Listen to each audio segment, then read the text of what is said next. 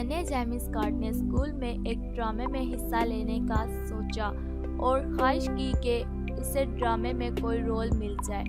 उसकी मामा उदास थी क्योंकि उसे यकीन था कि जेमी को सिलेक्ट नहीं किया जाएगा और जिस दिन सबके रोल्स फाइनल होने थे उसकी मामा की बेचैनी और बढ़ने लगी।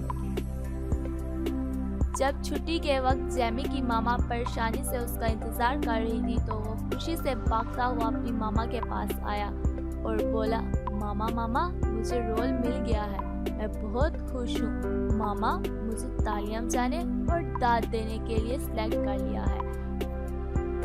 फ्रेंड्स, बस इतनी सी बात कहनी है कि अगर जिंदगी के ड्रामे में हमारा अहम रोल नहीं तो क्या हम तालियां बजाने और दाद देने का अपना रोल तो भूल नहीं गए? आए मिलके सोचते हैं।